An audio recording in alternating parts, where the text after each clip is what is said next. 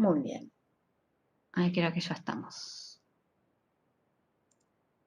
Perfecto. Bueno, entonces, como les decía, vamos a empezar con la segunda parte de dolor y lo que vamos a ver en este seminario es opioides, ¿sí? Primero quería agradecer a mis compañeros y mis compañeras que me ayudaron con este seminario, a Patricia Varela, a Emilce Caballero y a Marcelo Molinelli, que seguramente en un ratito ya también se van a sumar. Y empezamos definiendo lo que es dolor, ¿no? ¿Cómo se define dolor? Y ya acá empezamos con una definición que es lo que propone la Asociación de Estudios, la Asociación Internacional de Estudios del Dolor, que lo define como una experiencia sensorial y emocional que es desagradable, digamos, a nadie le gusta tener dolor, y que está asociado a un daño que existe, ¿sí? O un daño potencial, ¿bien? Esa sería la definición de dolor. Y como vemos en todas las definiciones que tenemos de dolor, siempre aparece la palabra de experiencia o sensación y se refiere al sujeto, ¿sí? Entonces, el dolor va a tener una gran variabilidad, ¿sí? Porque va a estar referido a cómo lo sienta el sujeto, que va a estar afectado por distintas variables, como puede ser por la cultura, ¿sí? En la que está inmerso, la personalidad que tenga ese sujeto, ¿sí? También la etapa de la vida, digamos, no es lo mismo cómo va a manifestar el dolor un niño que una persona adulta, ¿sí? Entonces, al ser una experiencia personal y subjetiva, lo que muchos autores dicen es que el dolor no lo podemos cuantificar, porque es tan variable que no se puede cuantificar, ¿sí? Igualmente, nosotros en este seminario lo que vamos a ver son distintas escalas para evaluar el dolor porque necesitamos tener criterios comunes, ¿sí? Pero siempre teniendo en cuenta que el dolor va a tener una gran variabilidad en los individuos y eso también se hace complejo cuando evaluamos la eficacia de los fármacos. ¿Bien? Bueno, ¿cuál es la función que tendría el dolor? Es una función protectora, nos está diciendo que algo está pasando en el cuerpo, ¿sí?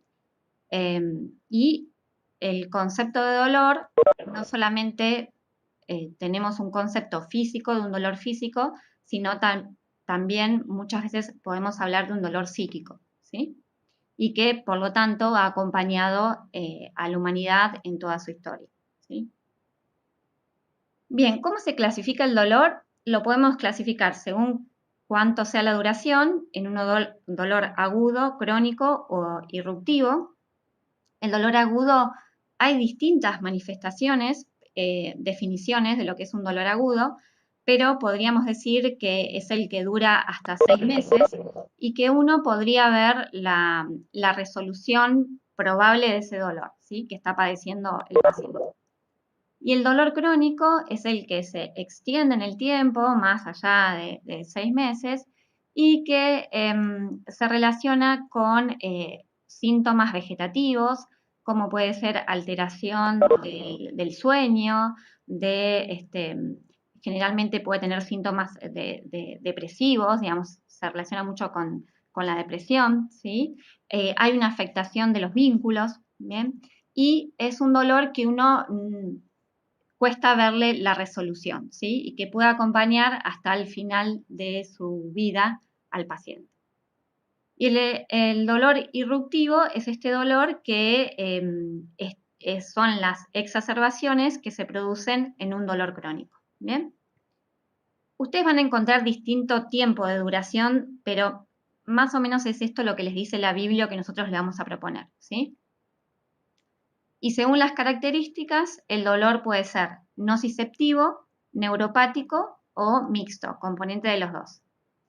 El nociceptivo lo dividimos en somático, que es aquel dolor que afecta a los receptores que están, digamos, en el tegumento, en la piel, en las articulaciones, ¿sí? Y va a ser un dolor básicamente localizado, que yo puedo decir, va a depender la intensidad, pero es un dolor localizado que yo puedo decir de dónde se ubica puntualmente el dolor. Y a diferencia de lo que es el dolor visceral, que es aquel dolor donde afecta o se produce, perdón, o se produce por inflamación, lesión, de los órganos viscerales, ¿sí? Y que puede afectar a los nociceptores que están en la periferia de los órganos y muchas veces puede dar un dolor referido, ¿sí? Ustedes seguramente lo han visto ahora en cirugía. Bien, y el dolor neuropático se produce por afectación de algún nervio, de alguna lesión, inflamación del nervio o alguna zona del sistema nervioso y que tiene características de ser un dolor urente, de ser un dolor, muchas veces el paciente refiere como choque de electricidad, ¿sí? Puede estar afectada la sensibilidad. Y bueno, como puede ser un dolor neuropático post-herpético, ¿sí? Que tiene esa característica. Y después tenemos lo que es el dolor mixto, que es nociceptivo y neuropático, ¿sí? Tiene las dos características.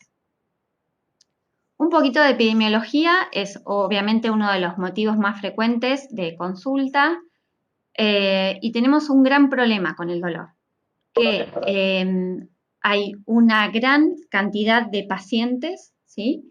Que no reciben el tratamiento adecuado para su dolor, ¿sí? El 80% de los adultos mayores padecen de dolor y no encuentran un alivio en el tratamiento que le propone el médico. Y esto también, o sea, se piensa que puede ser por una baja capacitación de los médicos en el tratamiento del dolor, por el miedo al uso de opioides, ¿sí? O utilización de fármacos a dosis subterapéuticas, que está vinculado también a este miedo que podemos tener a los efectos adversos de los opioides. Y esto lo que nos pasa es que el dolor puede ser un síntoma y también hoy por hoy pasó a ser una entidad propia, digamos, una enfermedad propia. Y está asociado, digamos, a todo lo que es pérdida de actividad laboral, ¿sí? Empeoramiento de la calidad de vida, porque vamos, una persona que tiene dolor crónico, obviamente sus vínculos se van a afectar, su biología en sí, ¿no? Su fisiología se va a afectar, sus horas de sueño, ¿sí? De descanso. Y también es un gran productor de discapacidad. Bien, si dividimos el dolor crónico oncológico, ¿sí? Podemos ver que hasta un 50% de los pacientes con cáncer padecen dolor. Obviamente hay cánceres que son mucho más dolorosos, como son los de boca, el de páncreas, ¿sí? De genitales.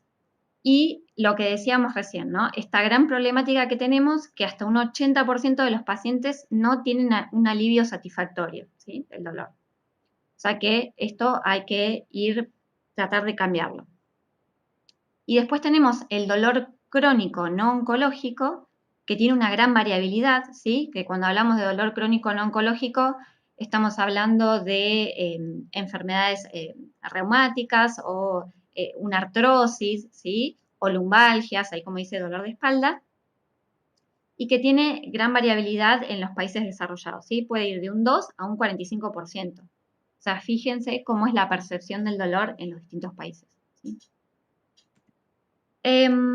Acá tenemos lo que es la fisiología o la fisiopatología del dolor, que podríamos hablar de 4 fases, ¿sí? Una fase de transducción, una fase de transmisión, modulación y percepción. Haciendo un poquito del repaso que hizo, que ya lo vieron con Pato la semana pasada, ¿sí?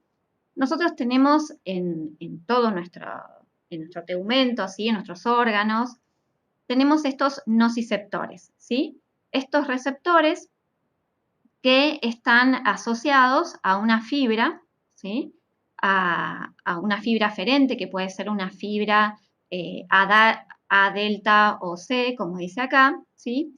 Entonces, cuando nosotros tenemos un proceso de un trauma, nos lesionamos y se van a empezar a secretar distintas sustancias, ¿sí?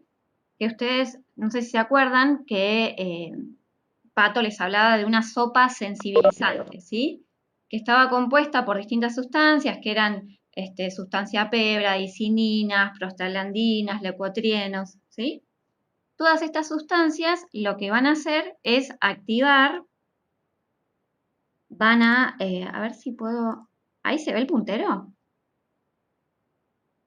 El Sí, puntero se ve, rojo. profe. Sí, sí, Bien. perfecto. Sí, Entonces, sí, se ve bien. perfecto. Todas estas sustancias lo que, lo que van a hacer es activar a estos receptores, ¿sí? Estos nociceptores, y van a disminuir el umbral de despolarización de las fibras y se va a empezar a transmitir el estímulo doloroso, ¿sí? Entonces, este axón va a encontrar el cuerpo de la primera neurona de la vía del dolor en el ganglio de la raíz posterior de la médula espinal, ¿sí? Ahí tenemos ese cuerpo que va a emitir otro axón, ¿sí? Que va a hacer sinapsis con la segunda neurona, que se ubica en el asta posterior de la médula espinal. Y este punto es muy importante, ¿sí?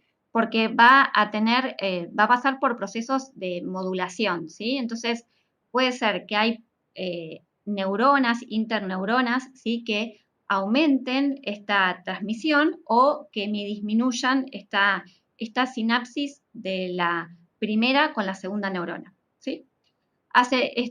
Luego hace una decusación y a través del tracto espinotalámico, ¿sí? Va a ir hacia el tálamo, que va a hacer sinapsis con la tercera neurona, ¿sí? Luego, a través de otro tracto, va hacia la corteza somatosensorial, donde hace sinapsis con la cuarta neurona y nosotros nos hacemos conscientes del dolor. ¿Bien? ¿Estamos hasta acá? ¿Se entiende? Bien, y acá, sí. Bien, y acá lo que tenemos es una vía descendente, que acá lo pone como una vía descendente moduladora, ¿sí? Que nace principalmente en la sustancia gris periacuodental y que se secretan distintas sustancias, como pueden ser encefalinas, endorfinas, serotonina, ¿sí? Que lo que va a hacer es inhibir la transmisión del estímulo doloroso, ¿sí? Entonces, nosotros en nuestro cuerpo, cuando tenemos un estímulo doloroso, también producimos sustancias que van a inhibir, ¿sí? Este dolor, ¿sí? Van a tratar de disminuir el dolor, ¿bien? Muy bien. Para hacerlo un poquito más profundo, esta sinapsis que se produce y para poder entender cómo van a actuar los fármacos, ¿sí? Acá tenemos la neurona que sería presináptica y la postsináptica. Tenemos el estímulo doloroso, ¿sí? Donde lo que va a producir en última instancia es la exocitosis de neurotransmisores, ¿sí? Que principalmente vamos a tener al glutamato, ¿bien? Este glutamato lo que va a hacer, se va a unir a dos receptores, uno es el receptor AMPA y el otro es el receptor NMDA, ¿sí? Que básicamente, en resumen, lo que hace es produce la entrada de sodio por el receptor AMPA, que esto va a producir el desacople del NMDA del magnesio y permite la entrada de calcio y en definitiva va a estimular la transmisión de este estímulo doloroso, ¿sí? Bien. Acá podemos ver un poquito otros receptores y canales que tenemos y donde pueden actuar los fármacos, ¿sí? Vamos a tener el canal de sodio voltaje dependiente, ¿sí? Que si nosotros bloqueamos este receptor, vamos a también bloquear el estímulo doloroso. Entonces, fármacos como la lamotrigina, topiramato, carbamazepina actúan en esta parte, ¿sí? También vamos a tener otros fármacos que actúan a través, bloqueando el canal de calcio, ¿sí? Por lo tanto, no van a producir la exocitosis del glutamato. Y al bloquear el canal de calcio, entonces, tenemos como ejemplo la gabapentina y la pregabalina, ¿sí? Y acá podemos ver el topiramato, que también puede bloquear el AMPA. Bien, estos fármacos que dije recién lo vamos a ver en el TP, pero no lo vamos a describir en este seminario. Luego acá podemos visualizar estos receptores que se llaman MOR, ¿sí? Que son los receptores de opioide, que nosotros le vamos a decir MU, ¿sí? Lo pueden encontrar de las dos formas. Vamos a ver que está en la neurona postsináptica y en la presináptica también, ¿sí? Ahora lo vamos a ver bien. ¿Hasta acá vamos? ¿Sí? Bueno, ¿qué tenemos que hacer para evaluar el dolor? ¿Qué tenemos que interrogar, ¿no? Porque una de las principales fallas de tratamiento es de hacer una incorrecta evaluación del dolor. Entonces, tenemos que ver las características del dolor, ¿sí? ¿Qué tipo de dolor está padeciendo el paciente? Si es un dolor constante, si es un dolor intermitente, dónde se localiza, dónde se irradia, cuál es la intensidad, ¿sí? Cuánto tiempo hace que tiene ese dolor, qué lo exacerba, ¿sí? O qué lo alivia, y qué tratamientos previos hizo el paciente y si puedo cumplir con esos tratamientos. Bien. Acá tenemos las escalas de intensidad. Vieron que dijimos que en realidad era muy difícil poder cuantificar el dolor, pero sí necesitamos tener estas escalas para compartir criterios, ¿sí? Entonces, la más conocida, hay muchas escalas, pero acá les pusimos las más conocidas o las que más se usan, que es la escala analógica visual, que es EVA, ¿sí? Y que se le pregunta al paciente, digamos, de 0 a 10, digamos, cómo identifica el dolor que tiene, ¿sí? Y se hizo algo así como,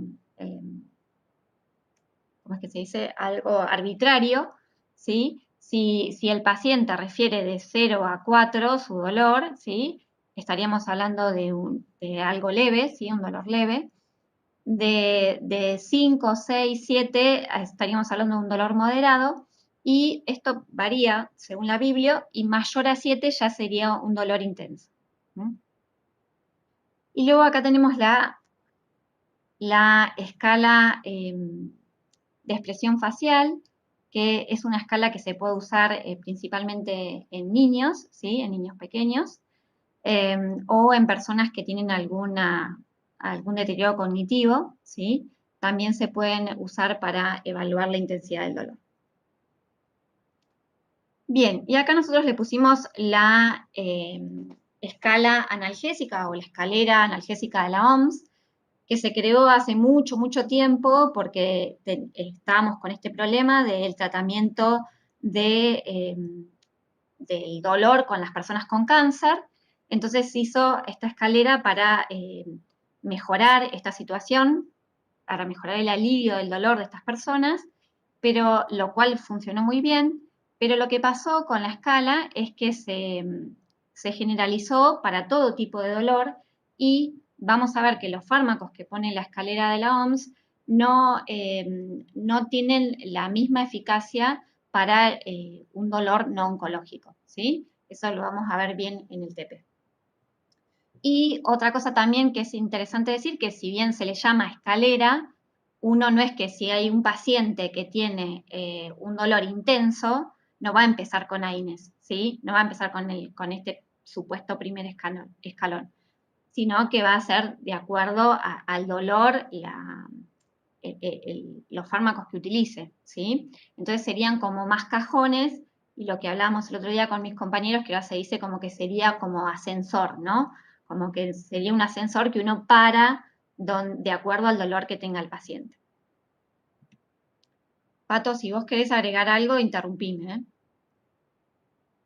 No, sí, básicamente esto que decías es que esto que es el ascensor o los escaloncitos, y es porque fíjense que en el primer escalón están los AINES, pero si el dolor no es de origen inflamatorio y el dolor es muy intenso, yo tendría que ir directamente al segundo escalón si estoy hablando de dolor por cáncer, ¿sí?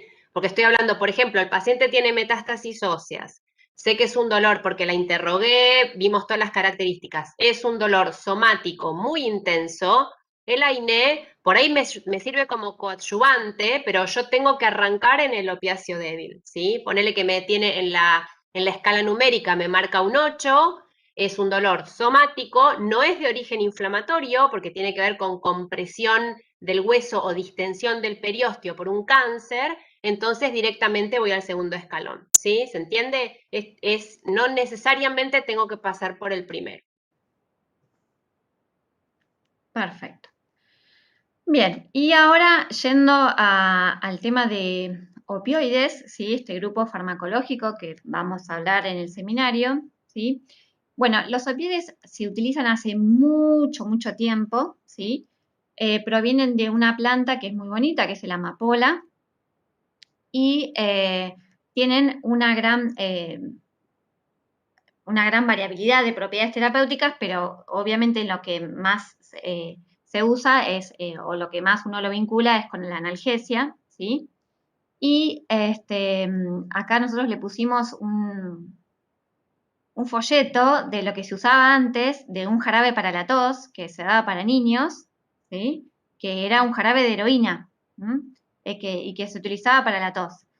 Así que fíjense cómo los no, no se usa más, pero siempre vaya cuidando nuestra salud con estas cuestiones. Claro, los chicos estaban chochos que querían el jarabe de heroína, si no tuvieran tos también lo querían.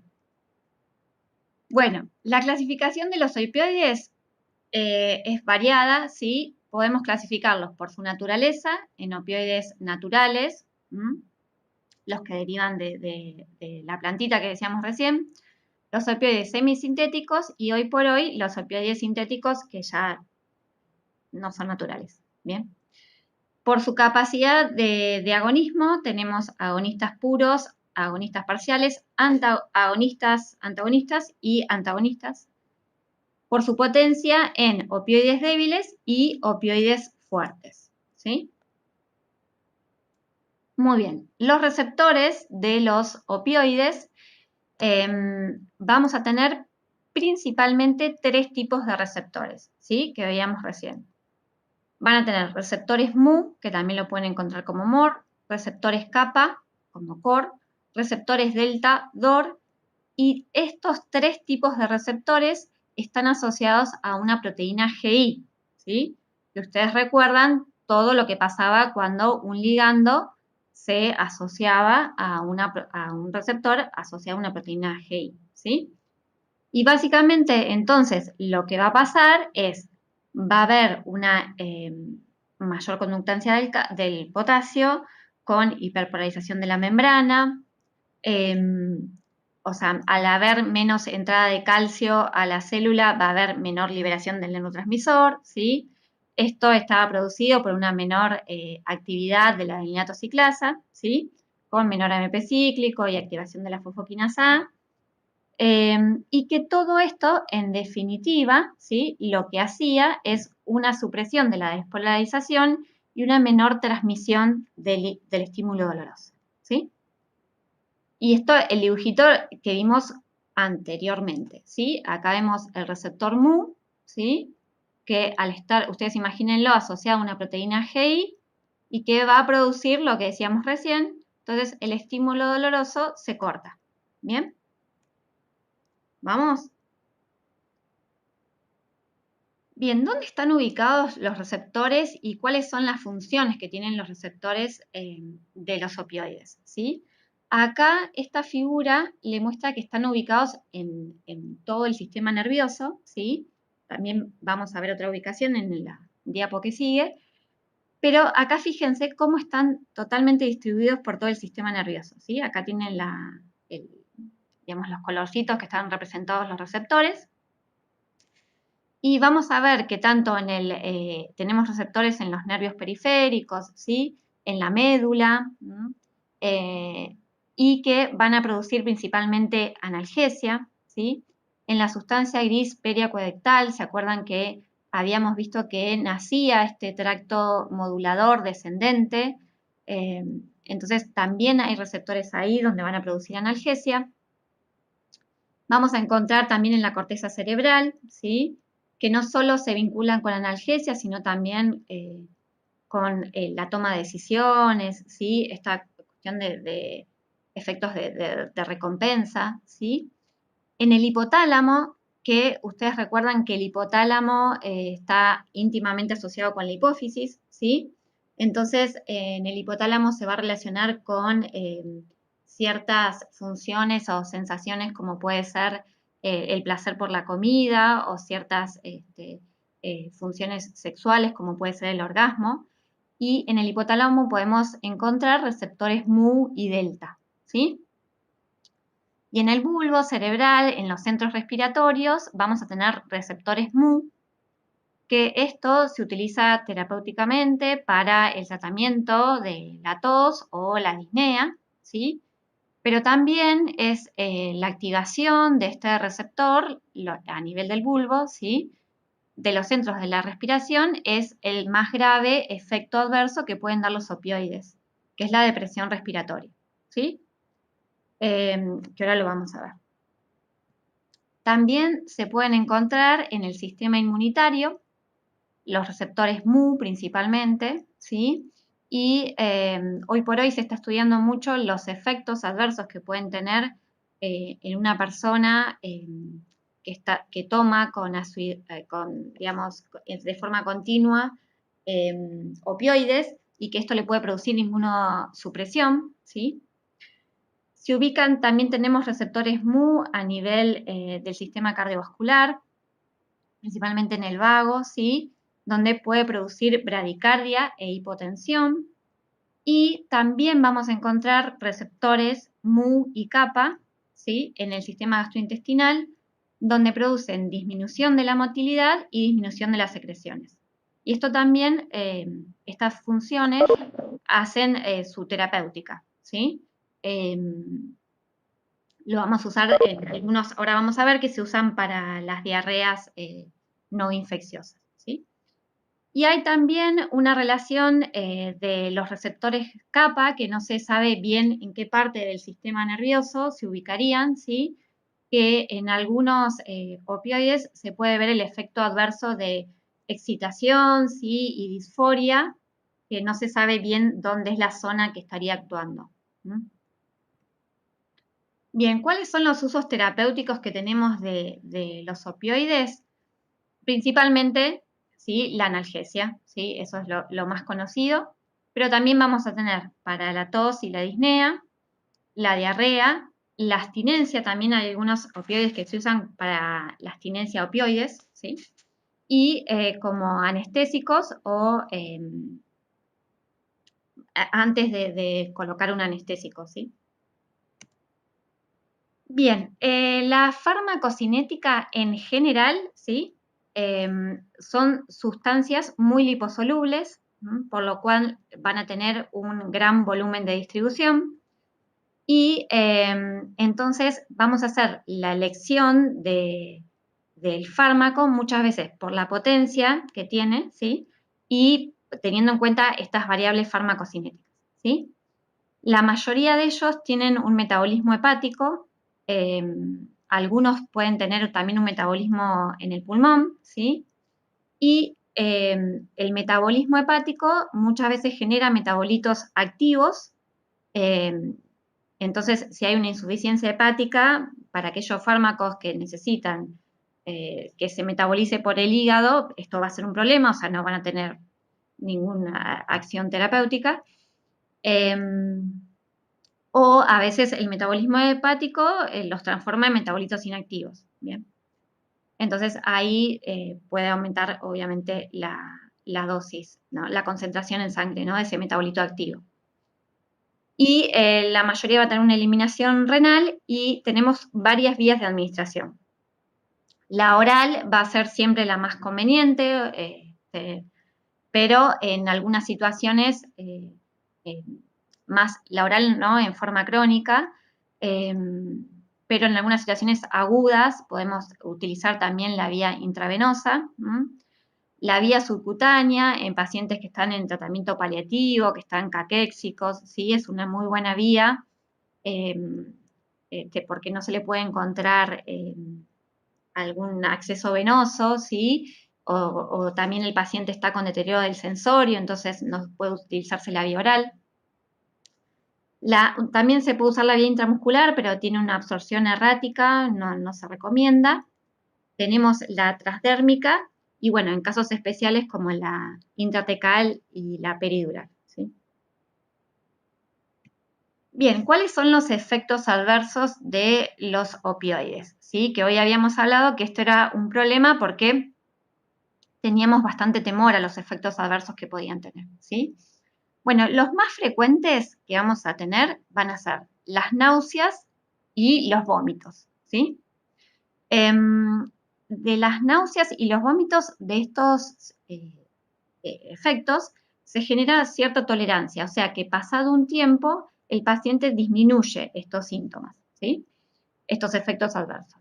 Pero igualmente le tenemos que advertir al paciente y muchas veces tenemos que dar un tratamiento, ¿sí? Otro efecto muy frecuente, casi que se da en el 90% de los pacientes, es la constipación. Entonces, lo que se dice o lo que a mí me han dicho muchas veces es que cuando uno da un opioide tiene que también dar un laxante, ¿sí? Obviamente siempre tener en cuenta esto de insistir con la dieta, el consumo de la hidratación, el consumo de fibra, ¿sí? Pero y vamos a tener en cuenta el paciente que tengamos enfrente, ¿bien? Para la constipación no se produce tolerancia, ¿sí? Es algo que lo va a tener siempre, o sea, no es que eh, esto se va a ir con el tiempo. Y luego también tenemos la sedación, ¿sí? La obnubilación. Y también nos podemos encontrar con esos efectos al haber receptores en el sistema cardiovascular. Podemos tener hipotensión, ¿sí? Tiene efecto a nivel central y periférico genitourinario, entonces puede producir retención de orina en determinados pacientes. Y potencial para la adicción, ¿sí? Que ahora vamos a ver, vamos a diferenciar un poquito estos términos. Y el síntoma, el efecto adverso más grave es la depresión respiratoria, ¿sí? Que no es frecuente, pero es obviamente lo más grave, y que se vincula generalmente con la dosis que uno da, digamos, de los opioides, y con ciertos factores de riesgo, como por ejemplo que sea una persona obesa, que tenga algún problema a nivel respiratorio, que sea una persona que esté tomando concomitantemente algún depresor del sistema nervioso. En eso tenemos que tener en cuenta y también con aquellas personas que hacen rotación, o el mismo profesional, ¿no? Rotación de opioides y no utilizan la dosis, no hacen esa rotación adecuada, ¿bien? Una característica que es la intoxicación por opioides, lo que tengo esta triada que va a ser la miosis, ¿sí? Que es esto, se llama la pupila como punta de aguja, la sedación, ¿sí? Y, bueno, la depresión respiratoria, que esto ya me estaría indicando la intoxicación por opioides, ¿bien? Bien, esto es lo que le quería decir de hablar de estos tres conceptos que tenemos, que son básicamente tolerancia, dependencia y adicción, ¿sí? La tolerancia se refiere a la disminución de la efectividad del fármaco, ¿sí? Con la administración continua, y se piensa que esto se produce porque cuando el agonista se une cuando el opioide, o sea, se une a su receptor, el receptor se fosforila, se inactiva y muchas veces se va a invaginar. Entonces esto produciría la tolerancia, ¿sí? Y luego tenemos la dependencia, que es un estado de adaptación que se manifiesta con el síndrome de abstinencia cuando yo retiro la exposición al fármaco, y que esto lo pueden tener los pacientes que están en tratamiento prolongado con opioides, ¿sí? Pero después tenemos esta otra característica que es la adicción, que es un patrón de comportamiento caracterizado por el uso compulsivo de un fármaco. Y hay determinados factores de riesgo para tener este patrón de comportamiento, ¿sí? Generalmente una historia previa de adicción, ¿sí? Pero no quiere decir que los pacientes que estén con tratamiento, por ejemplo, oncológico para el dolor, ¿sí? Con opioides, que se van a hacer adictos, ¿sí? Entonces, eso quería un poco diferenciar. Y acá está la foto de House, del Dr. House, no sé si lo conocen, era de mi época, y que el Dr. House es adicto a los opioides, ¿cómo se llama? Bicodines. Bueno, A la oxicodona. a la oxicodona. Bueno, es a la oxicodona y él es adicto a esto y tiene una neuropatía. Entonces, dos cosas. Una es, vamos a ver en el TP si hay indicación de opioides para la neuropatía. Y otra cosa es que es lo que utiliza, que es la marca, creo que es el Vicodin, que le ponen ahí en Estados Unidos, es un opioide débil, entonces que también se puede generar una adicción a los opioides débiles, ¿sí? Bien. Bueno, entonces, empezando por lo que son los opioides débiles, rapidito, ¿sí? Empezando por lo que es el tramadol, seguramente lo han escuchado, ¿sí? Tiene una gran biodisponibilidad oral, tiene un metabolismo hepático donde se va a generar el metabolito M1 que produce los efectos terapéuticos y los efectos adversos. Y también tiene el tramadol, tiene una acción que se considera típico porque inhibe la recaptación de serotonina y noradrenalina, ¿sí? Y uno puede decir, bueno, está bueno porque nosotros habíamos visto en esa vía descendente moduladora que se secreta serotonina, entonces si nosotros tenemos más serotonina, tenemos más posibilidades de inhibir el estímulo doloroso, ¿sí? Lo que pasa con esta acción es que cada vez se manifiestan más casos de síndrome serotoninérgico porque se ha hecho masivo el uso no, se ha hecho masivo, digamos, cada vez se está usando más eh, otros fármacos que inhiben la recaptación de serotonina, como los SIRS, ¿sí? Que se utilizan para la depresión, para la ansiedad, lo vamos a ver más adelante, con el uso de tramadol, ¿sí? Entonces, tenemos que tener en cuenta, porque este síndrome es subdiagnosticado, el síndrome serotoninérgico, que se caracteriza por disminución de la alteración del estatus sensorial, digamos, confusión, va a tener hiperactividad neuromotora, ¿sí? Hiperreflexia, clonus, y también algunos efectos disautonómicos, náuseas, diarrea, sudoración, ¿sí? Y es importante porque diagnosticarlo y tener en cuenta el paciente que está tomando, si está tomando también un inhibidor de la recaptación de serotonina, porque puede ser mortal este síndrome. Entonces, siempre tenemos que tener cuidado con estas asociaciones. ¿Bien?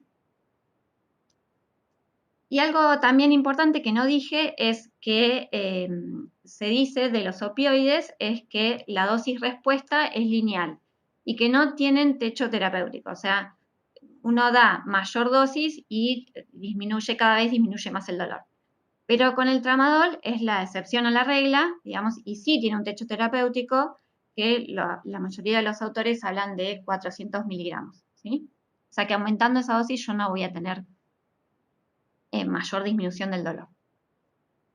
Bien, luego tenemos la codeína, que es un profármaco, ¿sí? Que en su metabolismo hepático a través del citocromo CYP2D6 va a generar morfina que produce todos los efectos terapéuticos. Y lo que pasa con la codeína es que este citocromo, ¿sí?, tiene una gran variabilidad étnica. Entonces hay personas que son metabolizadores ultra rápidos, hay otros que son rápidos, moderados o lentos. Entonces tienen diferente respuesta a la codeína, ¿sí? Y se han registrado, digamos, aumento de la mortalidad, más que nada en el grupo etario pediátrico, y se ha relacionado con esto, ¿no? Que podrían ser metabolizadores ultra rápidos, y al ser esto un profármaco, lo metabolizan mucho más rápido y se generan mayores concentraciones y esto genera efectos adversos, ¿sí? Así que bueno, hay que tenerlo en cuenta. Porque una misma dosis puede ser que a una persona no le produzca nada porque puede ser un metabolizador sumamente lento. Lo vamos a ver generalmente asociado a AINES, puede estar asociado a AINES, y ustedes ya conocieron la codeína cuando vieron el algoritmo de la terapéutica razonada, donde les hacía, digamos, lo ponía como ejemplo para tratamiento de la tos, ¿sí? Muy bien, luego tenemos el dextropropoxifeno, que no sé si alguna vez lo escucharon, se usaba mucho asociado a dipirona y se conocía como clocidol, ¿sí? Produce un metabolito hepático que es el norproxifeno, que tiene baja actividad analgésica, y también se considera típico porque no solo actúa en los receptores opioides, sino que también actúa en los receptores NMDA, ¿sí? ¿Se acuerdan que lo vimos al comienzo? Y en la FDA lo saca del mercado, ¿sí?, por los efectos adversos cardiovasculares que tiene, que puede dar, como la prolongación del QT, el paro cardíaco y el síndrome de Brugada, ¿sí? Acá en Argentina se sigue comercializando y la ANMAT solamente puso una advertencia. Bueno, y los opioides fuertes tenemos la buprenorfina, que tiene un gran paso hepático, se puede dar por vía oral o también por parches para absorción transdérmica, y tiene esta característica de ser un agonista parcial de los receptores mu y un antagonista sobre los receptores kappa, ¿sí? Y yo no tengo experiencia, pero se utiliza para desintoxicar a pacientes dependientes de opioides, ¿sí? Bien, empezando por, ahora también, siguiendo con la morfina, es el de los opioides fuertes, es el de menor liposolubilidad, ¿sí? Y en el hígado va a producir dos metabolitos. Uno es la morfina 3 glucurónido, que es un metabolito inactivo, y la morfina 6 glucurónido, que es un metabolito inactivo y que se caracteriza por tener una vida media mayor a que la misma morfina, ¿no? Tiene una eliminación oral y tiene una biodisponibilidad oral del 20 a 30%. Y bueno, lo que más se utiliza muchas veces es el jarabe de morfina, y también se puede usar por vía endovenosa, ¿sí?, la morfina. Iba a decir algo y me olvidé. Bueno, Subcutánea también. subcutánea también. Bueno, no sé.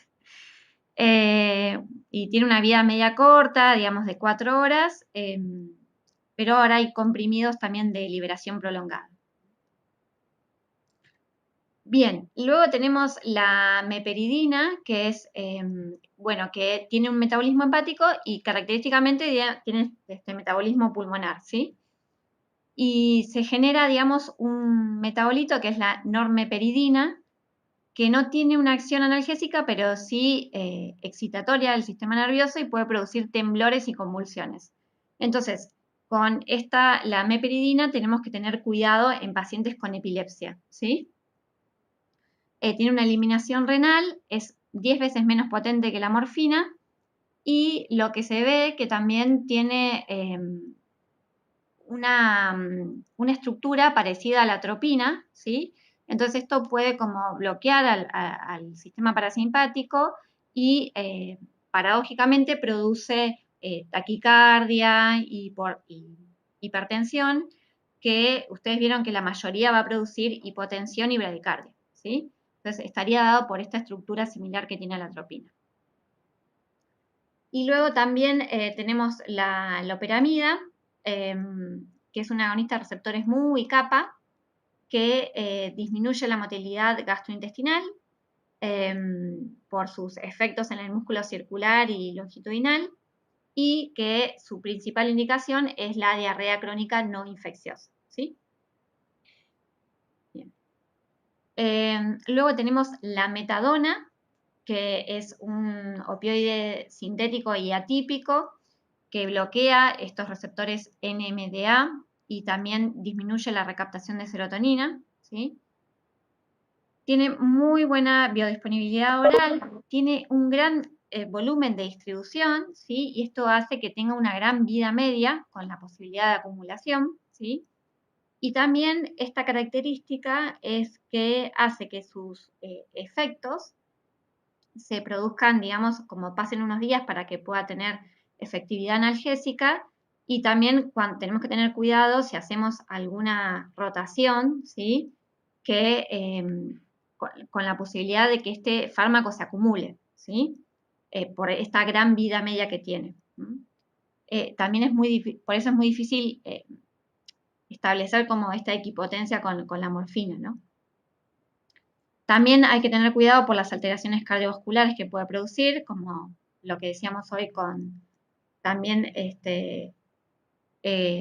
con el destropropoxifeno, sí, que también va a producir la metadona, prolongación del QT o síndrome de Brugado. Muchas veces se les pide al paciente que si va a iniciar un tratamiento que tenga un control cardiológico, ¿sí? Estrecho, antes de comenzar el tratamiento y luego que se lo siga, ¿sí?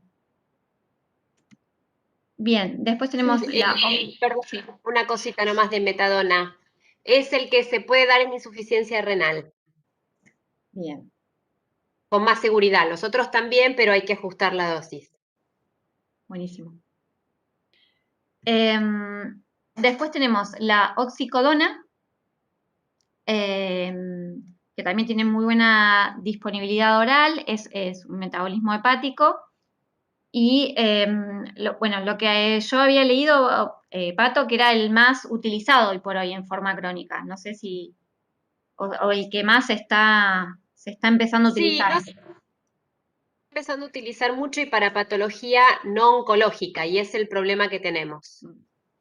Que tenemos más adicción a los opiáceos en ese grupo de pacientes en patología no oncológica que en patología oncológica. Exacto. Bien. Bien, y tenemos el fentanilo, que es un potente agonista de receptores Mu y que es muy liposoluble, ¿sí? Y también se puede usar, bueno, por vía endovenosa, transdérmica, ácido sublingual, y tanto el fentanilo, ¿no? Que es tan potente, el remifentanilo, también está el otro que es alfentanilo, que les pongo acá, tienen que ser administrados por personal entrenado, ¿sí? Porque podemos estar, digamos, más expuestos al efecto grave de la depresión respiratoria, ¿bien? Entonces, cuando se da de manera endovenosa, tenemos que tener en cuenta que tiene que estar un grupo preparado para hacer una intubación endotraqueal y demás. Nosotros le vamos a le vamos a compartir un enlace de una peli donde se ve, digamos, el gran problema que sufre Canadá, ¿era? Sí, con la adicción al fentanilo. Bien, después tenemos el ejemplo de agonista-antagonista, que es la nalbufina, que se utilizaba mucho para producir analgesia sin el temor de producir la depresión respiratoria, porque actúa sobre los receptores kappa, pero era antagonista de los receptores Mu. Entonces, como los receptores Mu son los que producen la depresión respiratoria a nivel del bulbo, teníamos este efecto, pero hoy por hoy está en desuso, ¿sí? Y acá tenemos el antagonista, que es la naloxona, que como antagonista carece de acción en los receptores opioides y se utiliza para revertir los efectos adversos de los opioides, principalmente la depresión respiratoria, ¿sí? Lo que se utiliza es una ampolla de 0,4 miligramos y se sugiere pasar 0,1 miligramo minuto hasta revertir esos efectos, ¿sí? Hay que tener en cuenta que la naloxona tiene una vida media de 4 horas y si yo di un opioide que tiene una mayor vida media, tengo que tener la dosis de mantenimiento porque si no vuelve a producirse la depresión respiratoria. Muy bien, la rotación de opioides se utiliza generalmente para cuando tenemos efectos adversos, principalmente neurotoxicidad, o para cambiar la vía de administración, ¿sí? Y lo que se recomienda es calcular siempre la dosis del opioide que voy a rotar y disminuir la dosis de un 25 a 50% del nuevo opioide que yo voy a utilizar, ¿sí?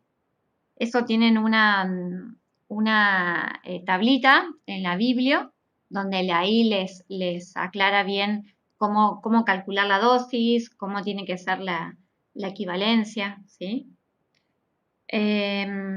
Y bueno, para terminar, perdonen por la rapidez, como pautas generales de utilización de opioides, la titulación individualizada y cuidadosa, ¿sí? Ver esto, lo que decíamos hoy, qué características, qué intensidad de dolor tiene ese paciente, ¿sí?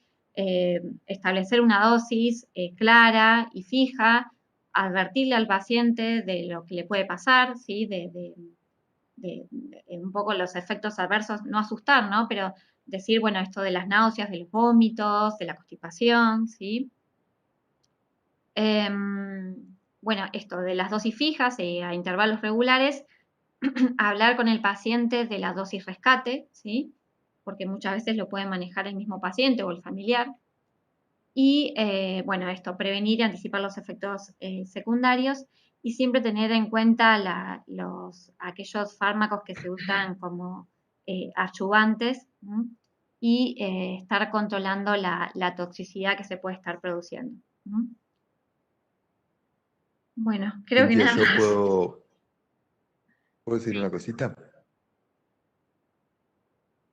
Cintia, Sí, sí, sí, Manu, adelante. Sí, sí.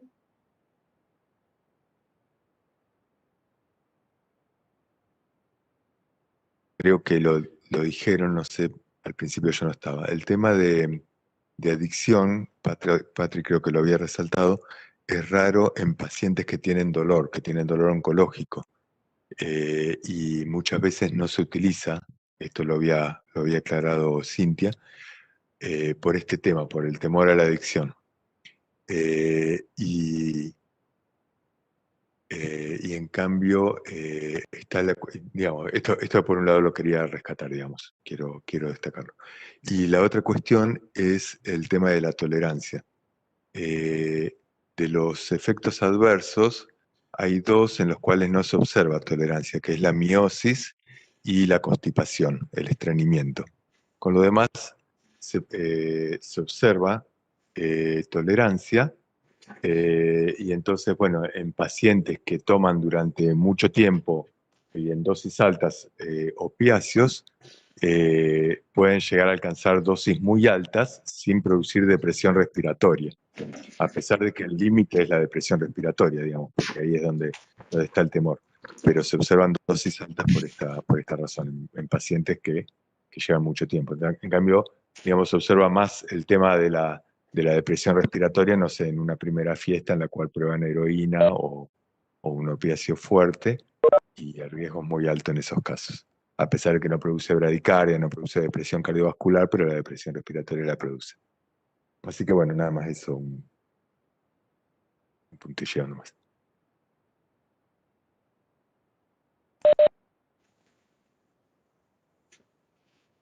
Bueno, no sé si hay alguna consulta, alguna acotación o si no ya seguimos con Cristina. Somos muy poquitos hoy. Es una reunión íntima.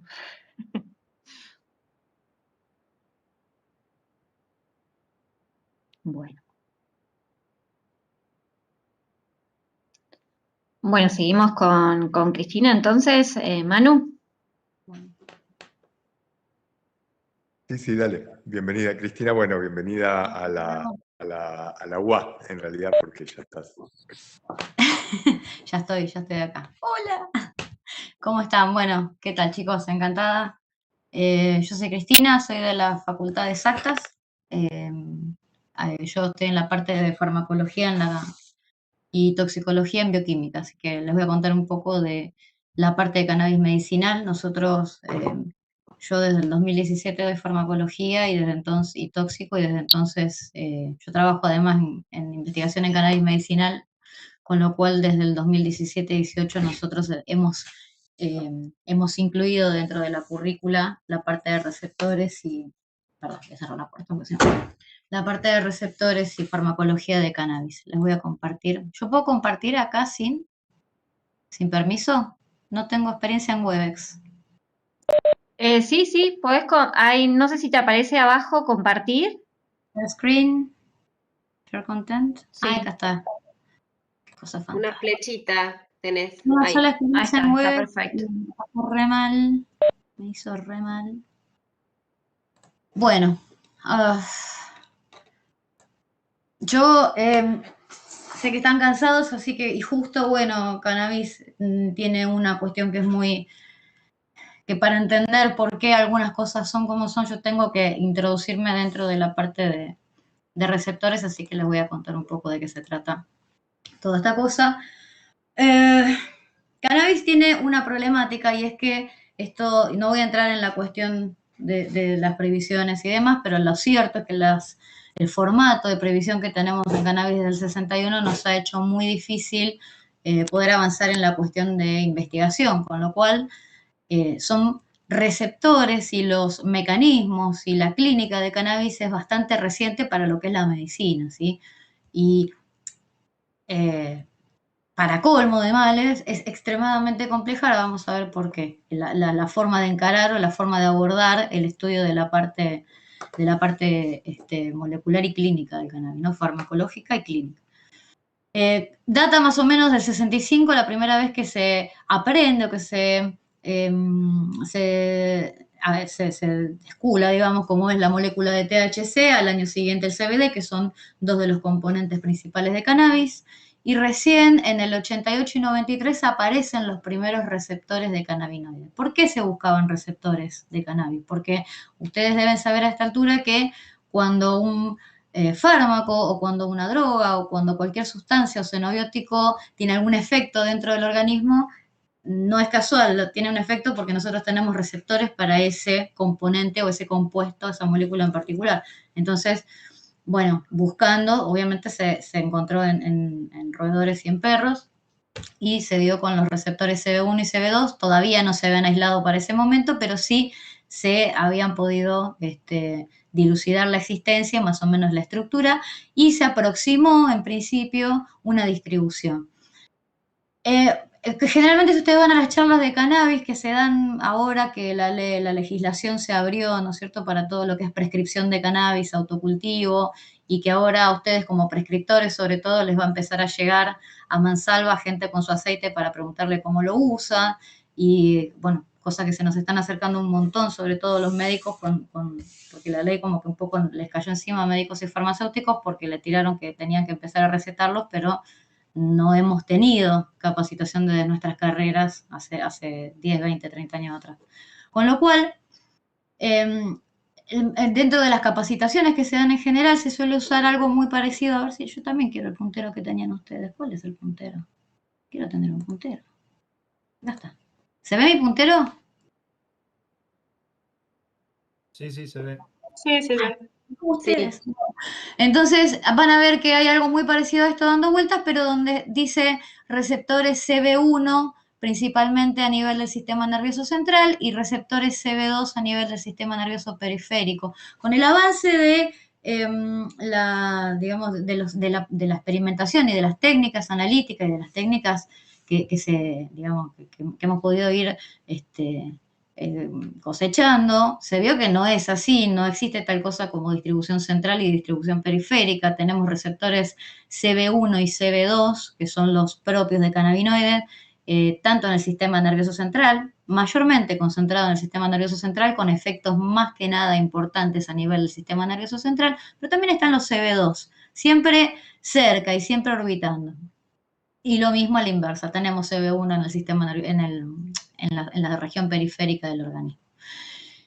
Los receptores de cannabinoides son receptores muy particulares desde varios aspectos. En primer lugar, son receptores de homeostasis, es decir, buscan la homeostasis permanentemente. Entonces, ¿cómo se busca la homeostasis? En forma dinámica, cambiando permanentemente de acuerdo al censo fisiopatológico del organismo, al estado fisiopatológico del organismo, que ustedes se imaginan que no es ni para todas las personas igual, ni todos los días igual, ¿sí? Si yo hoy, digamos, no sé, me tomo una cerveza y me acuesto muy tarde, no va a ser lo mismo mi estado o mi estado general y mi estado hepático que si yo hace una semana que estoy entrenando y comiendo sano y me acuesto y duermo mis 8 o 10 horas por noche. Entonces, esa misma diferencia fisiológica que tenemos nosotros, la variación intrapersonal, hace que estos receptores se vayan reacomodando y vayan cambiando de lugar, cambiando de densidad, entonces se expresan o se sobreexpresan o se disminuye su expresión de acuerdo a las necesidades, ¿sí? De forma de ir buscando siempre equilibrios, homeostasis.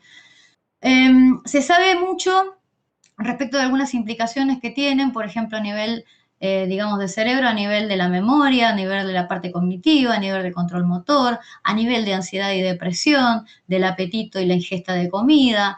Se sabe que los CB1 tienen alguna participación en los mecanismos de adicción y recompensa mediados por dopamina, en la vía dopaminérgica. Se sabe que tienen importantes actividades en neuroprotección, eso lo vamos a charlar un poco, desarrollo neural y sueño, a nivel del hígado también, a nivel del sistema reproductivo, a nivel del sistema cardiovascular, músculo esquelético, tracto gastrointestinal y a nivel de la nocicepción, modulación de la nocicepción, modulación del sistema inmune, modulación de las náuseas y vómitos, sobre todo en aquellas que están relacionadas con quimio. Si voy muy rápido me frenan porque por ahí quiero avanzar y los pierdo. Si voy muy rápido, me vuelven o Manu, me frenas y freno. ¿Cómo funcionan estas neurotransmisiones? Son neurotransmisores y son receptores metabotrópicos, ¿sí? Son receptores mediados por proteína G, ¿sí? Vamos a mirar cómo son los CB1 en particular, que tienen este funcionamiento que quizás es el que más está estudiado, porque es el que primero se aisló, el que primero se cristalizó, el que primero se pudo estudiar desde la parte in silico, desde la parte computacional, y por lo tanto se entiende mucho mejor el funcionamiento. Y quizás, si hay algo cierto, es que los usos o las habilidades farmacológicas que uno puede jugar con el CB1 terminan siendo más claras, ¿sí? El CB2 siempre termina de nuevo orbitando y siendo un poco más difuso a veces en los efectos.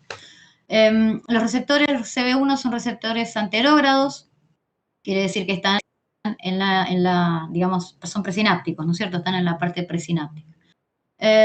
Tienen algunas subunidades, ¿sí? Estas subunidades tienen funciones una vez que estos receptores son estimulados, ahora vamos a ver quiénes los estimulan.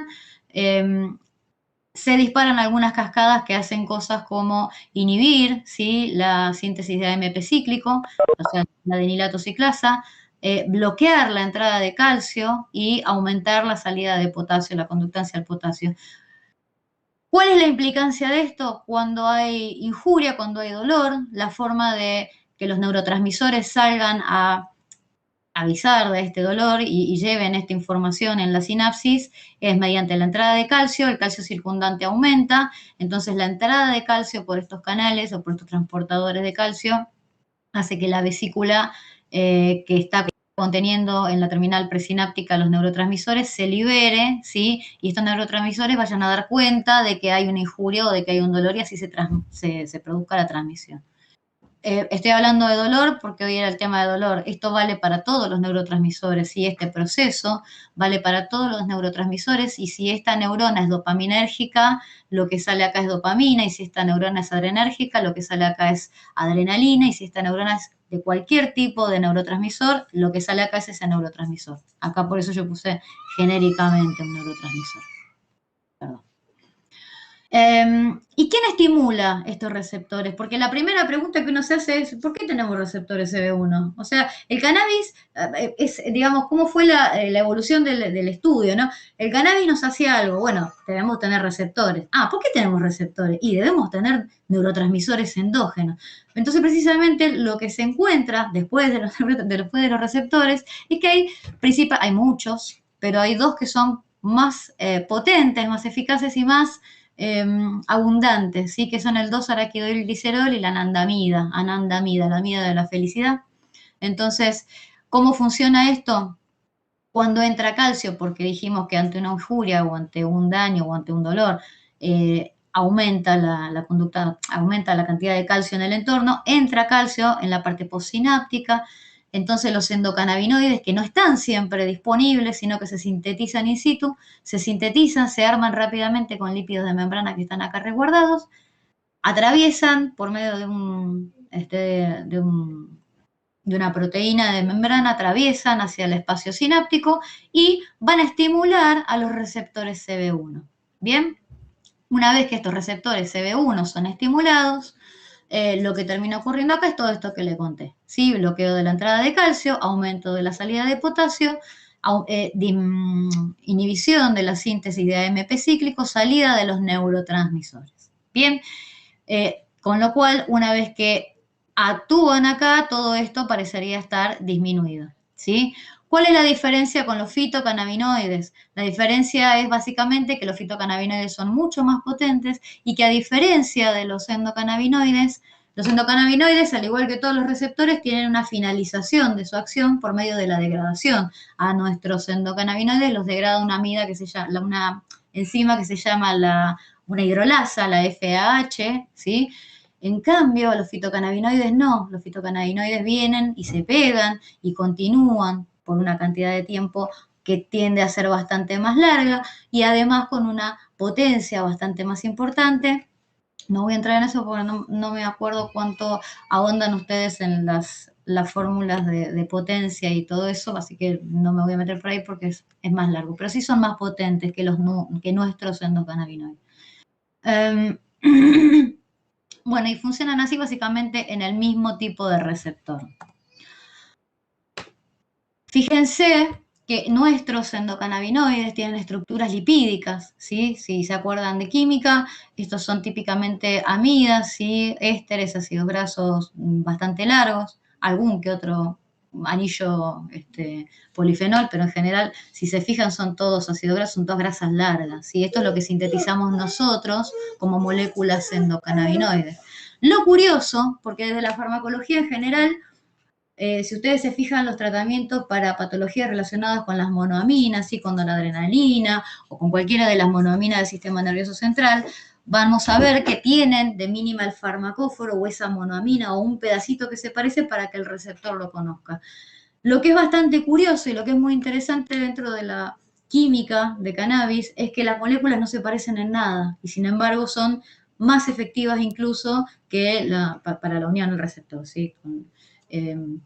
Que los mismos endocannabinoides nuestros, ¿sí? Esto es una de las primeras particularidades. Y esto también hizo bastante dificultoso el estudio, porque en general cuando uno trata de sintetizar un fármaco, se inspira en la naturaleza, se inspira en la amina natural, se inspira en el receptor natural, y acá no hubo tal cosa. Acá descubrimos que la planta hace otras cosas que son químicamente completamente distintas y que terminan actuando mucho más. Esto es la neurotransmisión que yo les mostraba recién, vista desde otro ángulo. En realidad lo que voy acá es mostrarles que se activan algunas vías de quinasas. Estas vías de quinasas, esto es lo que les conté del bloqueo de calcio, de la del aumento de la salida de potasio. Estas vías de quinasas en general están relacionadas con proliferación, apoptosis, choque térmico, factor tumoral alfa, modulación de la transcripción, modulación de la expresión de genes, vías relacionadas con la inflamación, progresión del ciclo celular, detención del ciclo celular, ¿sí? Aparición de tumores, desarrollo y diferenciación celular. Están involucradas en todo esto.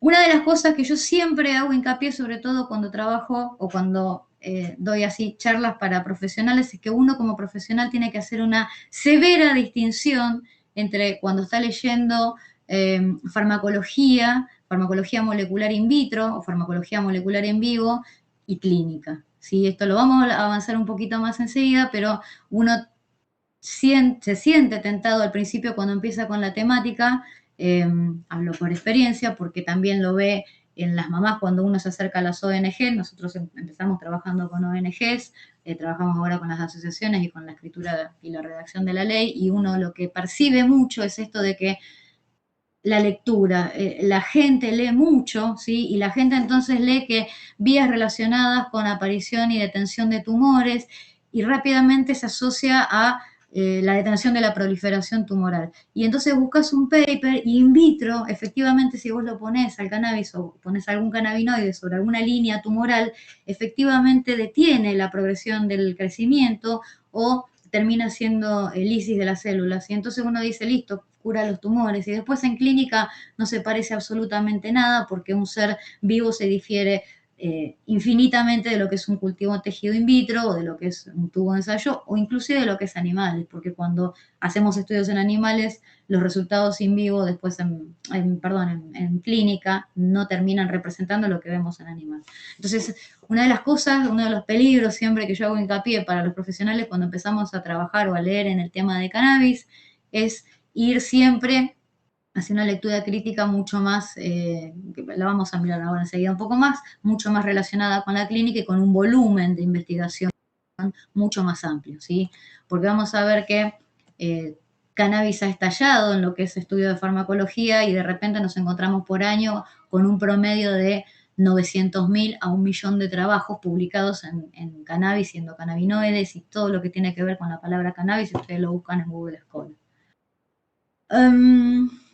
La siguiente complejidad que tiene el tema de receptores de cannabis, si uno trabaja, espérame un segundito que voy a cerrar un segundo la puerta porque...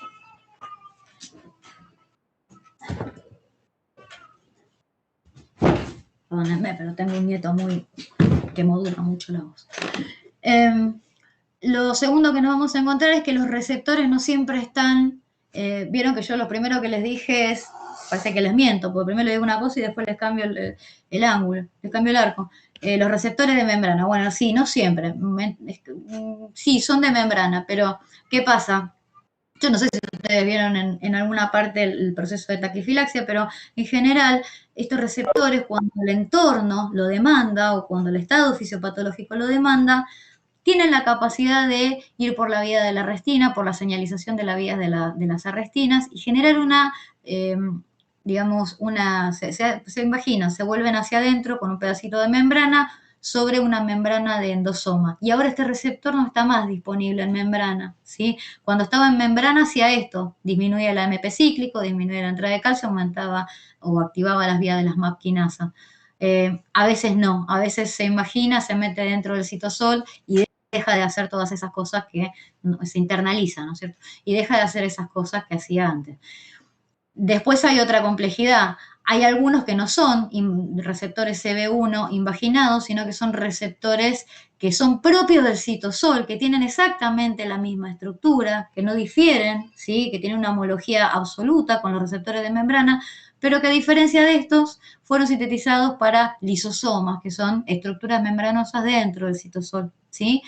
Y acá tienen completamente funciones diferentes, ¿sí? Acá aumentan la movilidad y la liberación de calcio, aumentan por lo tanto el calcio intracelular, aumentan la permeabilidad, tienen funciones prácticamente opuestas, ¿sí? Lo mismo, tenemos otros receptores CB1 que son exactamente igual nuevamente desde lo que es proteico, en las paredes de la mitocondria, en la membrana de la mitocondria, que está regulando, ¿sí?, el gasto energético mitocondrial, ¿sí? Regulan la respiración y por lo tanto el gasto energético. O sea, fíjense que el mismo receptor tiene funciones diferentes dependiendo de dónde se encuentre. ¿Sí? Fíjense todas las complejidades que le estamos sumando cuando uno dice, bueno, a ver, hagamos una prueba de un fármaco. Bueno, sí, ¿por dónde empezamos? Fíjense, este es el principio de la dificultad del estudio de esto. La siguiente complejidad es que hay otro tipo de receptores, ¿sí?, íntimamente relacionados, aunque son completamente distintos de la familia de los TRPV, ¿sí?, de los receptores de vainilloides, son absolutamente diferentes a los receptores de PB1. Estos son receptores de canales iónicos, receptores mucho más rápidos. Pero curiosamente estos receptores TRPV1 se encuentran íntimamente ligados con los CB1, se encuentran en zonas muy parecidas. Cuando hay una injuria aparecen los CB1 y acoplados no, pero cerca les aparecen los TRPV1. Las funciones de los TRPV1 son muy parecidas, ¿sí? La función, digamos, el efector, ¿no? Luego de la farmacodinámica, la función o la acción final termina siendo análoga a los CB1, y para colmo lo estimulan las mismas cosas. La anandamida, los cannabinoides, ¿sí? Son todos agonistas de los TRPV1. Estos TRPV1 son los receptores que se relacionan con cuando uno se quema o con el picante, los receptores de capsaicina. ¿Vieron lo picante del sushi, que nunca me sale el nombre? Bueno, esos receptores son estimulados ante ese sitio de pH muy ácido, muy alcalino, bueno, todo lo que quema. Entonces, la dificultad para estudiar esto en general tiene que ver con que cómo se estudian en ratas. Bueno, voy a ver qué hacen los TRPV1. Cómo se parecen a los cannabinoides. Hacerle un knockdown de cannabinoides. Le sacás a la rata, fabricás, generás una cría de ratas sin cannabinoides. Bueno, ¿qué hacen los TRPV1? Se van a cubrir y suplantan los lugares de los cannabinoides y viceversa. Con lo cual, hasta el día de hoy, fíjense en el nivel de avance que estamos, hasta el día de hoy, no se ha podido separar exactamente cuáles funciones, ¿sí?, o cuáles acciones corresponden solamente o privativamente al TRPV1 y cuáles a los CB1. Por eso siempre que uno da receptores cannabinoides o endocannabinoides, tiene que mencionar a los TRPV1 porque están acoplados y porque tienen funciones importantísimas también. Y además terminan actuando sinérgicamente, ¿sí? Bueno, acá les puse un poco, no es demasiado importante, así que lo voy a pasar rápido. El 2-araquidilglicerol es igualmente agonista para los CB1 y los CB2, entra y sale por el transportador de cannabinoides de la célula, y también es agonista de los TRPV1, lo mismo la anandamida. La diferencia es que anandamida es un poco más, es agonista un poco más potente de los CB1 que de los CB2. Sí, esa es la única diferencia. Lo que les puse acá, estas que son las constantes, no me acuerdo si ustedes ven constantes de afinidad o constantes de unión, pero básicamente cuando el número de acá es más pequeñito, ¿sí?, la unión al receptor es más potente. Con lo cual, fíjense que THC tiene una unión de 41 nanomolar, ¿sí?, a los CB1, mientras que CBD, que está por acá, tiene una unión de 1400 nanomolar a los CB1. ¿Qué quiere decir esto? Que CBD no es agonista de los CB1, ¿sí? Esto es otra cosa muy loca. Fíjense que todos estos receptores de cannabinoides que tienen estos en general, que tienen esta estructura con este grupo, con este oxígeno acá, que es un éter, ¿sí?, con este grupo éter acá, son todos agonistas de los receptores CB1, mientras que los que están abiertos no. ¿Sí? Cuando esto se pierde, cuando este éter se pierde, deja de tener afinidad. ¿Y qué quiere decir que no tenga afinidad? ¿Que no funciona? No. El CBD hace cosas que son bastante más complejas, y es que lo modula, ¿sí? No tiene acción directa sobre el sitio alostérico, pero sí tiene, sobre el sitio ortostérico, es decir, sobre el sitio con el que competiría por anandamida o THC, el sitio efectivo de los CB1, pero sí tiene un sitio de modulación alostérica. ¿Qué tipo de modulación alostérica hace CBD sobre los CB1? Modulación alostérica negativa. ¿Y esto por qué es importante en la clínica? Este es el primer motivo por el que siempre digamos, cuando trabajamos con la gente en las asociaciones, tratamos de que la gente use cosas con CBD alta, aunque le pongan mucho THC. ¿Por qué es importante? Porque los CB1 son los responsables fundamentales y principales de los efectos no deseados de cannabis, que es el high, ¿sí? Esta sensación de mareo, esta sensación que da el cannabis cuando uno lo consume, es un producto, es un efecto indeseado o indeseable en un paciente que se lo da a un niño, se lo da a un adulto que quiere curarse una dolencia, una afección, no quiere el high. Con lo cual, el CBD lo que viene a hacer es una modulación negativa de los CB1, ¿sí? disminuyendo en gran proporción el efecto colateral del high, pero no el efecto analgésico. Y esto es muy importante porque tienen la capacidad de uno en presencia del otro modificar las vías. Yo les conté una vía, hay más, hay muchas. Y según el entorno fisiopatológico y según quien tenga cerca, por ejemplo, cuando está en presencia de THC, actuando como agonista, el CBD modula negativamente los efectos colaterales de THC, pero no la vía del dolor. Con lo cual sigue siendo igual de efectivo para el dolor mientras haya THC, pero no tiene los efectos colaterales. Esta es una de las cosas interesantes. También es agonista, es un agonista también de los PPAR gamma. No me sé si ya vieron diabetes y todo lo que tiene que ver con PPAR gamma, pero PPAR son receptores que están relacionados con el metabolismo de lípidos, metabolismo de diabetes, y están relacionados íntimamente con la regeneración después de un accidente de isquemia o con me sale impairment, no me sale en castellano, pero con el daño neuronal luego de algún tipo de accidente, accidente isquémico estamos hablando, ¿no? Y con la inflamación, ¿sí? A nivel de las glías, y con inflamaciones y dolor a nivel generalizado, sobre todo no los gamma, sino los alfa, que también son agonizados por CBD. Los GPR55 funcionan como antagonistas. Este GPR55 es el famoso cannabinoide tipo 3, es un receptor que tiene homología con los cannabinoides, por lo tanto se lo ha incluido, pero a diferencia de los otros, es un receptor que ha estado, o que está involucrado, parece que se encuentra relacionado con la progresión de ciertas líneas tumorales agresivas, las líneas tumorales que son de alta agresividad y que son las más difíciles de tratar porque avanzan muy rápido, porque son resistentes y refractarias a los fármacos, en general tienen sobreexpresado este receptor GPR55 que se ha hecho muy mala fama. Bueno, CBD también es inhibidor, ¿sí? Es antagonista de este receptor GPR55. Es agonista de los receptores de serotonina 1A, no es casual que sean los 1A, los 5-HT1A son los receptores de serotonina relacionados con la parte del estado anímico, los 5-HT2A son los que están relacionados con las, ¿cómo se llama? Con las alucinaciones, y fíjense que no tiene ningún tipo de efecto sobre el 5-HT2A, solamente y selectivamente sobre este. Además aumenta y en realidad inhibe la recaptación en cierta forma de la serotonina, aumenta la liberación de serotonina y encima tiene un leve agonismo por serotonina, con lo cual no me voy a adelantar porque no sé si ya saben más o menos cuál es el efecto de serotonina a nivel de la neuroplasticidad y del sistema nervioso, pero es bastante importante el efecto a este nivel. Y tiene otro montón de efectos, algunos están resumidos acá, disminuir las citoquinas proinflamatorias, también se sabe que trabaja a nivel de leucotrienos, también se sabe que tiene cierta inhibición de la COX, ¿sí? Y que disminuye los radicales libres a nivel de las glías también, con lo cual termina generando cierta neuroprotección. Por lo menos, a ver, de nuevo, todo esto que estoy contando es in vitro, es en animales, in vivo en ratas, pero solo algunas de estas cosas se pueden relacionar con la clínica. Ya vamos a ver cuáles y por qué. Acá les hice un resumencito que un poco lo pueden mirar.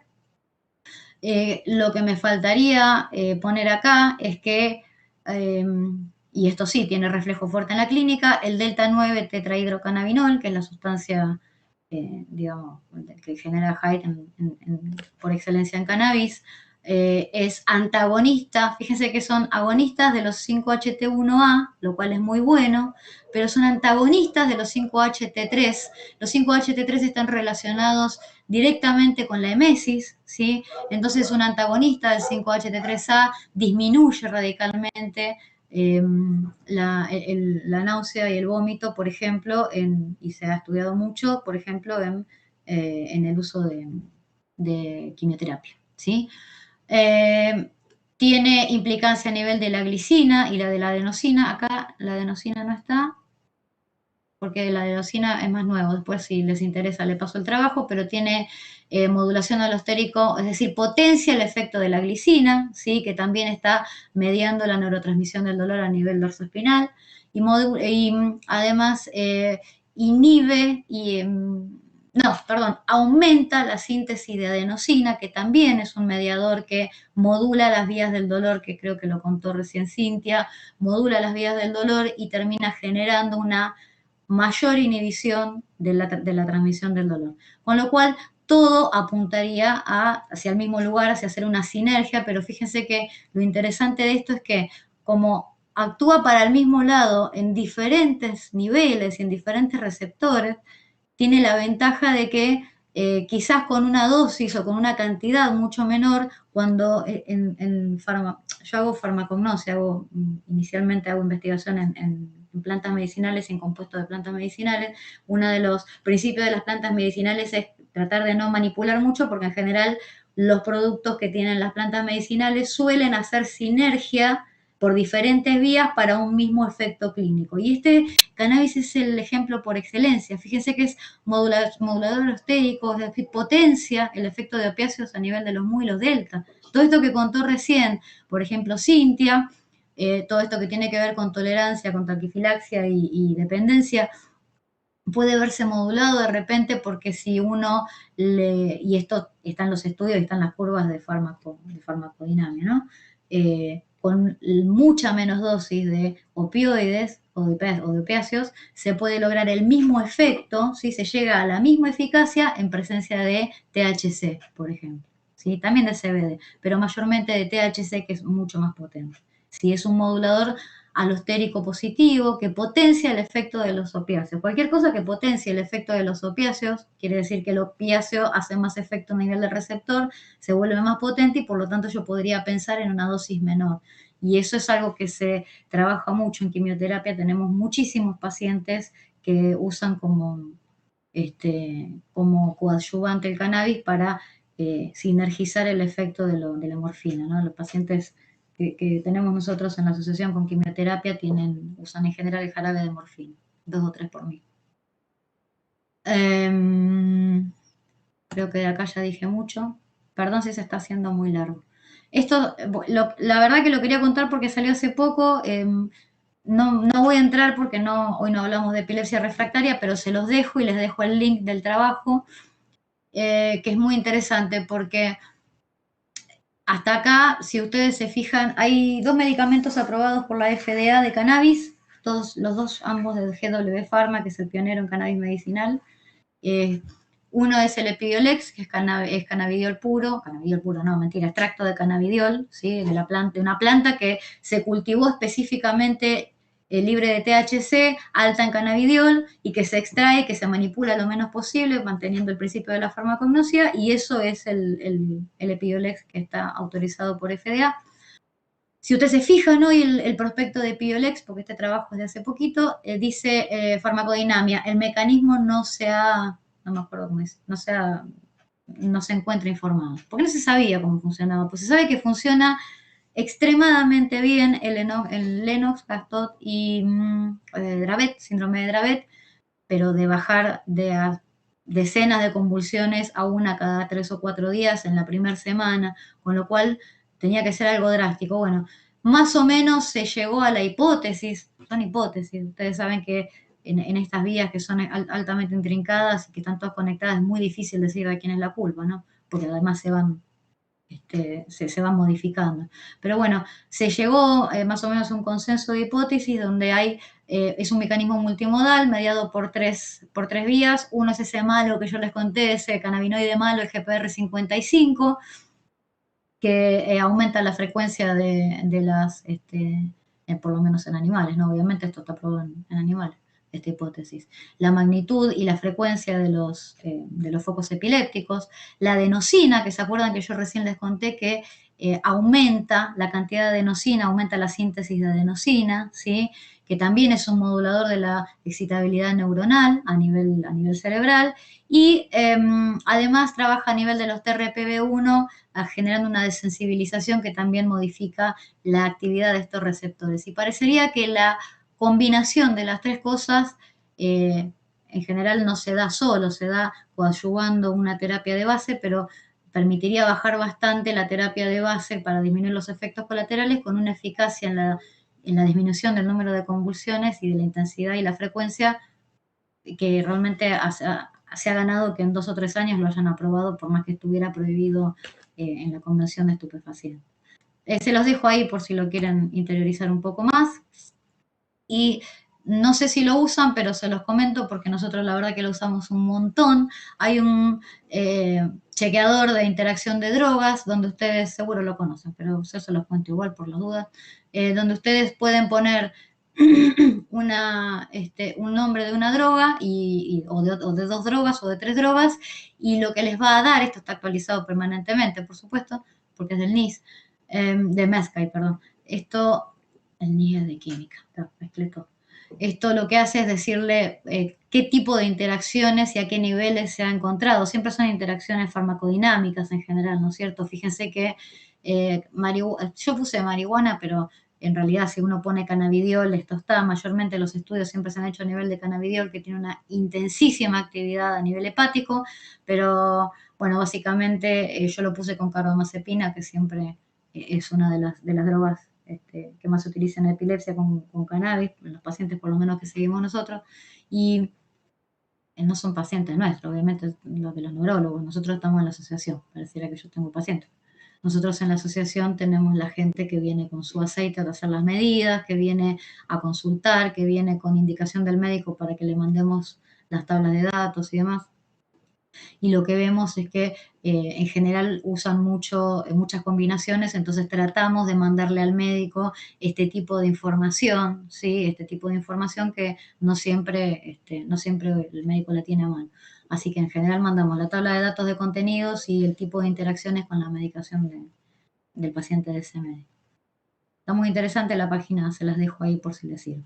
Y de todo esto que les dije, ¿cuánto se traduce en la clínica? Y después le voy a contar la otra realidad, ¿no?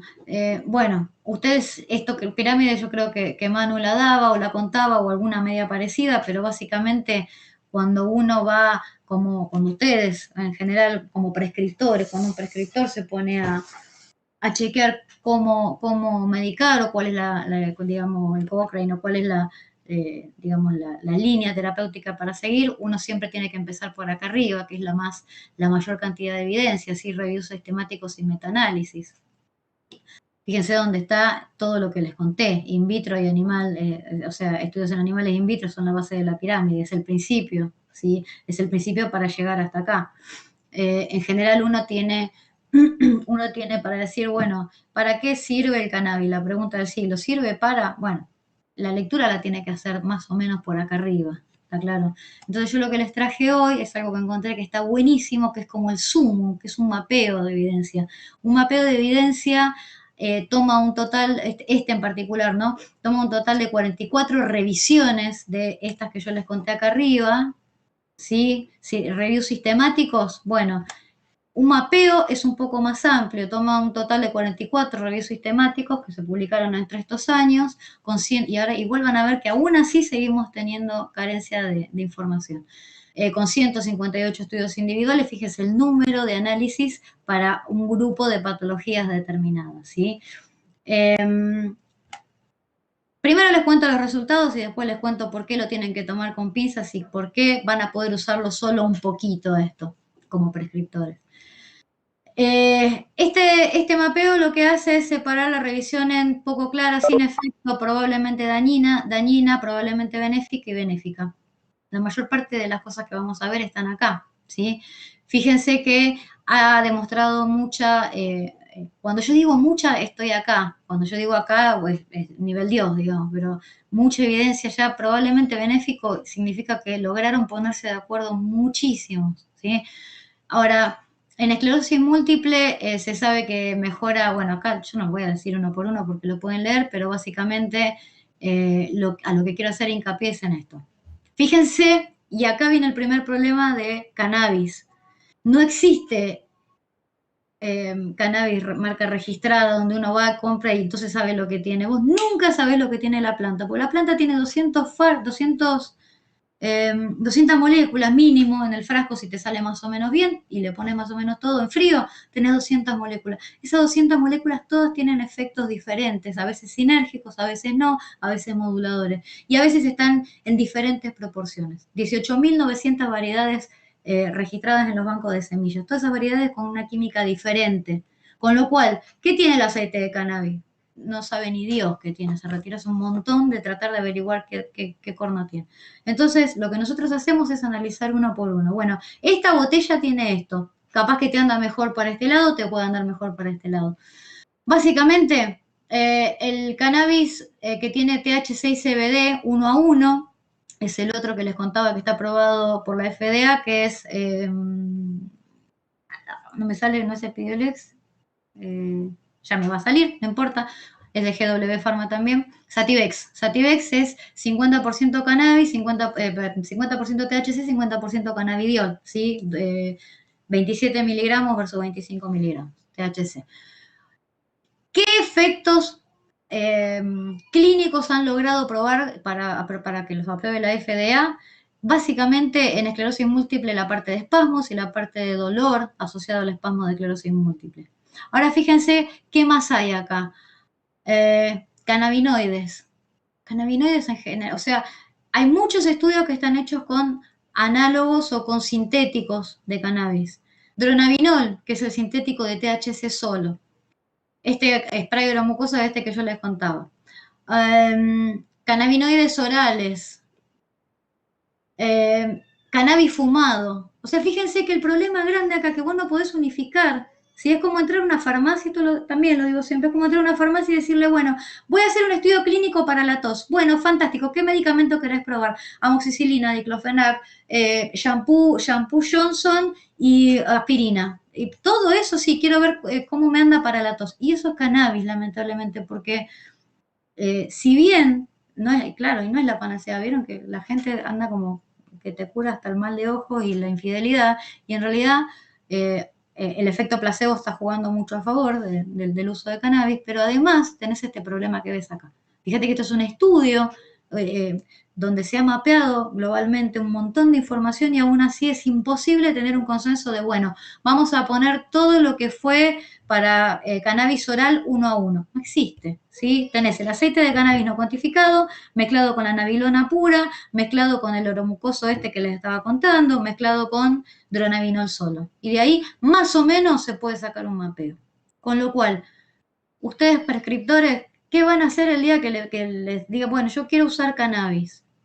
Tienen que dedicarse al estudio que hacen muchos médicos de hacer cannabinología y tratar de entender desde el empirismo, quizás un poco al principio, por qué. Y esto parece terrible, pero ¿por qué se lo estoy diciendo? Porque la gente lo está usando igual. Hace sistemáticamente 4 o 5 años que venimos siguiendo gente que lo usa sola sin que el médico se lo dé. Y la gente se automedica y para peor no solo con lo grave que es automedicarse, no solo se automedican, no contento con eso, se fabrican el remedio, como si uno se fabricara, imagínate, con el penicillium, la penicilina, ¿no? Con el cultivo de hongo en la bañadera. Y esto es más o menos lo mismo, o sea, tiene muchos aspectos que necesitan acompañamiento.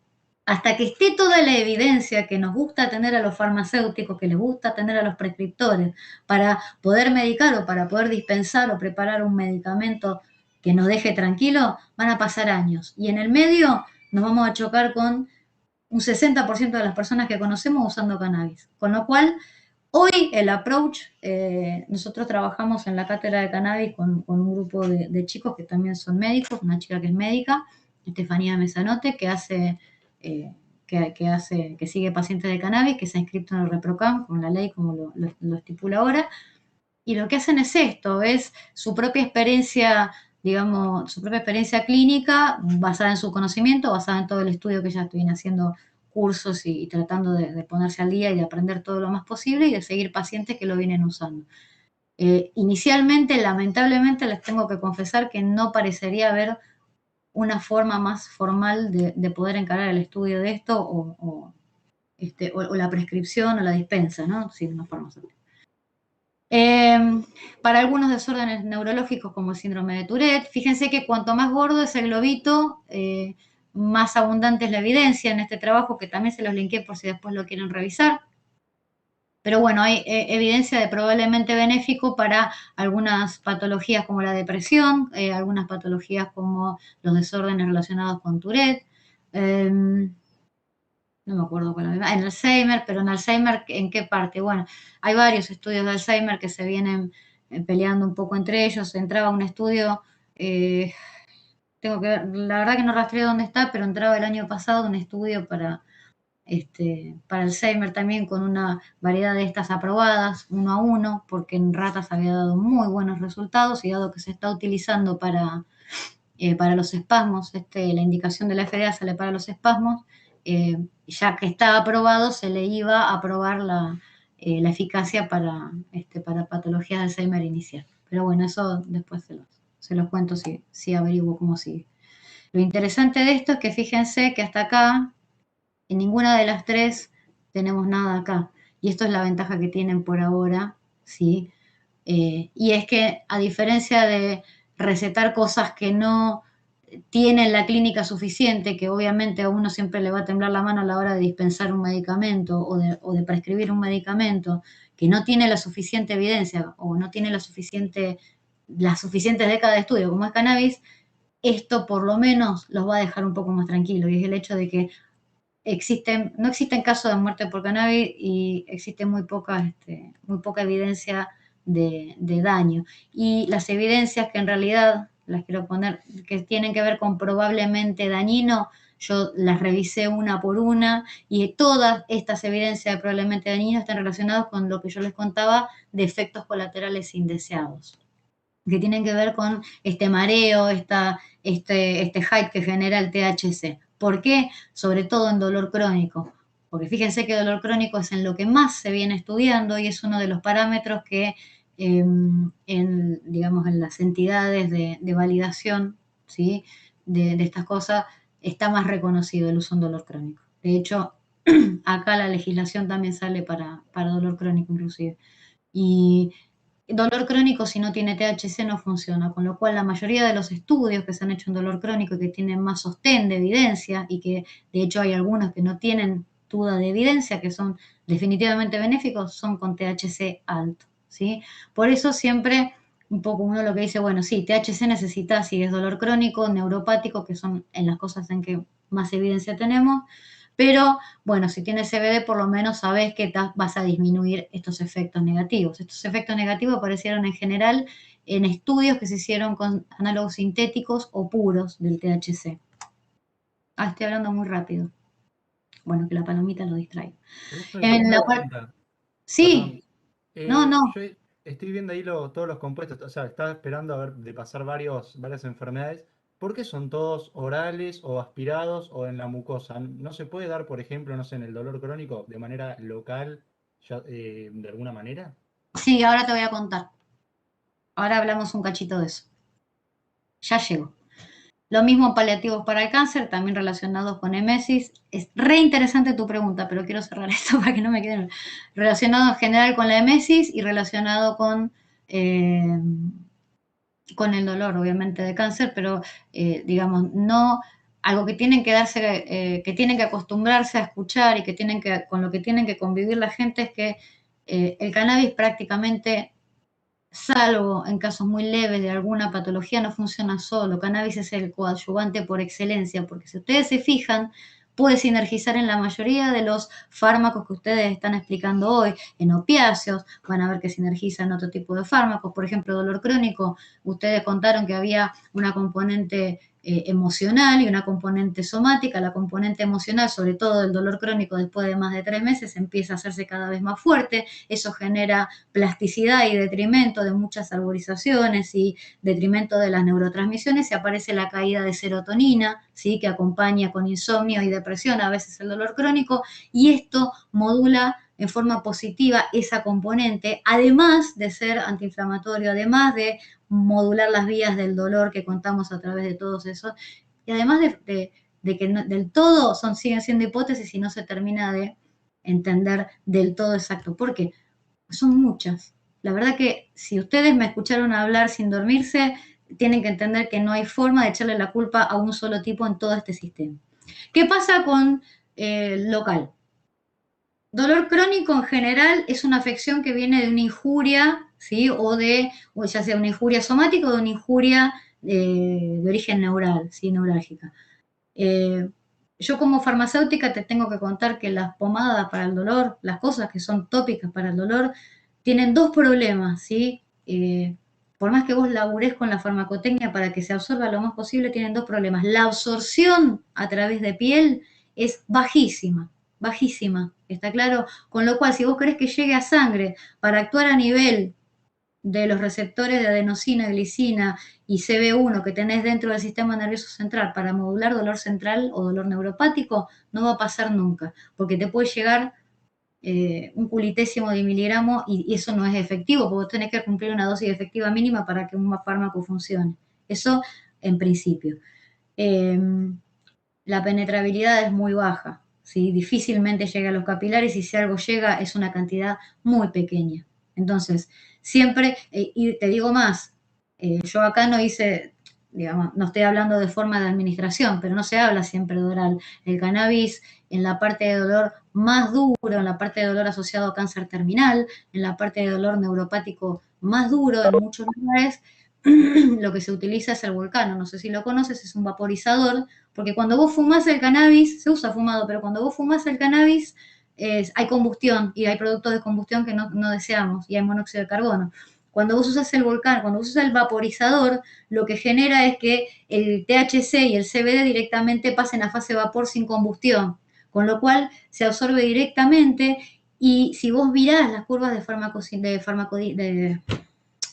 biodisponibilidad, la biodisponibilidad de cannabis fumado es exponencialmente más grande comparada con la de oral, y eso que oral anda bien. Lo que pasa es que tiene como efecto colateral que tiene mucho impacto desde el hype. Cuando la persona está un poco más acostumbrada, en general ese efecto genera tolerancia. El efecto negativo genera tolerancia bastante rápido y empieza a desaparecer. Es como que cada vez pega menos, ¿sí? Si lo vaporizas. Y eso lo utilizan muchísimo los pacientes que están sobre todo con cáncer terminal y dolor crónico. La vía oral tiene el problema de que tiene un primer paso hepático recontra importante y de que son moléculas que son muy lipídicas, le encanta el hígado, va a la circulación porta y el hígado lo revienta en 2 minutos y la verdad que la disponibilidad cae mucho. El truco, por eso se usan aceites, el truco es usar aceites de cadena larga, entonces haces una especie de micela que se llama kilomicrón y puenteas la vía porta y te vas por la vía linfática y ahí está aumentada la absorción. Hay varios trucos para aumentar la absorción de forma que sean más eficientes. ¿No? Desde la farmacología es bastante interesante. ¿Qué? Bueno, no tengo chat. Quería Ay, no. pedir más o menos 10 minutos como máximo que vayamos resumiendo, porque son 6:30 y tratamos de que no sea ya pasado. Ya está, es que ya terminé, sí, ya lo otro lo pueden leer solo. Simplemente les dejo abierta la invitación si quiere alguien después conectarse con la cátedra y acercarse a charlar con nosotros. La facultad hizo una cátedra abierta que está formada por una médica, un grupo de gente de biología y de química, y yo farmacéutica, donde tratamos de hacer un poco de acompañamiento, de un abordaje transversal donde se discutan todos los aspectos relacionados con esto para profesionales o para usuarios. Así que nada, les dejo la invitación si quieren. Y perdón, se hizo muy largo. Se murieron todos, me parece. No, acá estamos, acá promedio. estamos.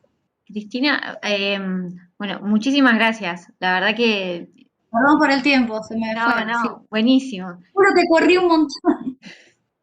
Em, ¿Cómo uno puede contactarse con la cátedra abierta? Digamos, uno... Mira, tenemos las redes, están en las ah, redes. Nos ok, buscan por Insta y nos buscan ahí por Insta. Después la asociación de última que me manden un mail a mí, que lo que sea análisis o lo que sea, eh, digamos, de cualquier cosa, mándenme un mail a mí o escríbanos a la cátedra que siempre alguien les va a contestar. buenísimo. Bueno, si quieren, no sé si quiere alguien hacer preguntas, se hizo larguito, pero es interesante. Y no sé, también Cristina tiene como mucha experiencia digamos, en seguimiento y en manejo más allá de lo Cris, yo estrictamente tengo una farmacológico. pregunta. Vimos tu pirámide de evidencia y vimos que hay mucho de animales que se está tratando de extrapolar. La pregunta es, ¿qué dificultad tenemos en empezar a hacer ensayos de fase 1, 2, 3 en adelante? La dificultad que tenés es la imposibilidad actual de homogeneizar un fármaco, que es en lo que estamos tratando de trabajar en la red en este momento. La red de investigadores de cannabis, que es algo que se gestó en el anteaño pasado. ¿Cuál es la imposibilidad? Que yo al día de hoy, hace 5 años que trabajo con cannabis y nunca analicé 2 aceites iguales. Como no está regulada la producción todavía, y nosotros seguimos trabajando con los aceites y que trabajamos con los cultivadores, los investigadores, no podemos homogeneizar el material o sea, no tenemos un fármaco. Ese es el problema, que todavía no tenemos ni un método estandarizado de preparación, que es algo en lo que eso vengo laburando yo, tratar de estandarizar un método para que todos los farmacéuticos y las asociaciones tratemos de trabajar de la misma forma, y no tenemos un método y no tenemos una concentración definida para todos los fármacos que se preparan. ¿Me entendés? Entonces, eso ya es la posibilidad cero. ¿Cómo haces lo que te contaba? ¿Cómo haces un estudio clínico con un medicamento de cada uno? Entonces, en principio, bueno, ahora van a alargar un estudio, el primer estudio clínico en dolor, salió aprobado ahora por ministerio, digamos, con aceites 1 a 1. Con aceite CBD THC, Fundación Cannabis, siguen siendo cannabicultores que lo van a proveer y que están trabajando de la mano con el ministerio. Acá nos hemos tenido que poner a trabajar con los cannabicultores por 2 motivos. Primero, nadie sabe más de cannabis que los cannabicultores y ellos vinieron haciendo el verdadero asesoramiento. Nosotros le pusimos ciencia y luz a las moléculas y a las interacciones, pero los que saben de cannabis son ellos. Con lo cual, vos al cannabicultor le decís, necesito una variedad 1 a 1, necesito una variedad 70-30, necesito algo alto en esto, bajo en esto, necesito que sea índica para la noche, necesito que sea sativa para el día porque la índica me da sueño y no tiene mirceno. Bueno, eso lo saben los cultivadores. La verdad que ellos son los que van a proveer el material para este estudio clínico, de hecho. Fundación Cannabis se llama. Pero bueno, va a ser el primero. Va a llevar 2-3 años. ¿Y ese es acá en el país? ¿En varios Sí, centros? es el primero de acá del país. Lo que no hay hecho son estudios con aceites enteros. Todos los estudios que vas a encontrar en bibliografía es con el CBD o con el THC aislado o con una mezcla exacta de los dos. ¿Qué pasa cuando trabajas con un aceite entero donde tenés polifenoles, flavonoides, saponinas, antraquinonas, otros 15 cannabinoides que son minoritarios pero que están, otros 50 monoterpenos y sesquiterpenos? Es como una farmacia entera dentro de un frasco. ¿Y cuál es el efecto? ¿Cómo se estudia? ¿Me entendés la dificultad? Yo por eso siempre tiendo a mirarlo quizá de un punto de vista más fitoquímico, ¿no? Más galénico. ¿Cómo haces para hacer un estudio farmacológico de clínica duro, con, no sé, con 300, 400 pacientes, con un aceite que contiene no menos de 200 componentes? ¿Me entendés? Esa es la dificultad clínica, la dificultad en la investigación clínica. Por eso hasta acá, toda la evidencia que hay te sale con un cannabinoide o con una mezcla 1 y 1 de 2 cannabinoides, pero no tenés aceites enteros, que es lo que se está usando. O sea, solo se está usando aceite de la planta que hacen o las madres o los cannabicultores o que se dice. Nada más. Entonces, bueno, esa es la dificultad. Este estudio parecería que va a ir encarado por ese lado, por aceites de, no sé con qué metodología, todavía no establecieron la metodología de extracción ni de preparación. Un poco verde, pero bueno, ya sale la ¿Y es aprobación. dolor crónico oncológico, Cris? Sí, se está usando un montón. Siempre con morfina, obviamente. Sí, Sí. interesante eso que decías que se puede ahorrar opiáceos, ¿no? Es como, para mí, es como recontra lo primero, porque en realidad sale por eso, o sea, todo lo que es dolor crónico sale porque es la mayor cantidad de uso. La mayor cantidad de uso que tenemos hoy en las asociaciones es el dolor asociado a cáncer. Ese. Y los resultados son abismales. Profe, yo cuando preguntaba oral también no me refería solamente a la pomada, sino, por ejemplo, en inyectarlo en articulaciones o en... ¿Eso se puede hacer o no es beneficioso? No es beneficioso porque el mecanismo de acción no es tópico. Digamos, la neurotransmisión del dolor, como te contó Cintia, pasa por un montón de vías que no están necesariamente localizadas en tu rodilla, salvo que tengas una inflamación. Y si tienes una inflamación, te conviene inyectarte un corticoide y no un THC. Es como un desperdicio, digamos. Claro, ¿No? yo pensaba por los efectos por ahí sistémicos que podía tener por vía oral, por eso, pero claro, tiene sentido, sí, sí.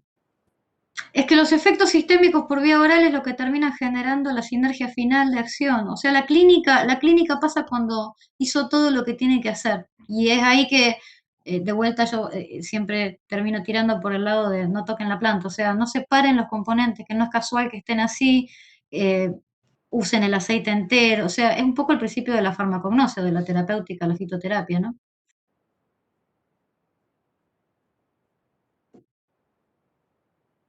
Bueno, perdón, Manu, que me extendí mucho. No, al contrario, te agradezco mucho la participación. La verdad que es un tema difícil de encontrar a alguien que sepa. Bueno, sabemos que vos sabés. Y bueno, la seguiremos tirando del lío. Bueno, che, muchísimas gracias por invitarme. Qué lindo verlos de vuelta, los extrañé mucho este año. Sí, gracias, Cris. Muy lindo verte también. Disfruté mucho estar con ustedes y los extrañé mucho. Muchísimas gracias. Y nosotros a ti. Gracias, A tus Cristina. nietos. Muchísimas gracias, chicos. Nos vemos. Abrazo. Chao. Ya nos ponemos en contacto con la Gracias. cátedra Totalmente. para Dale. acompañamiento. Gracias. Chao, buenas noches. Chao, buenas noches. Bueno.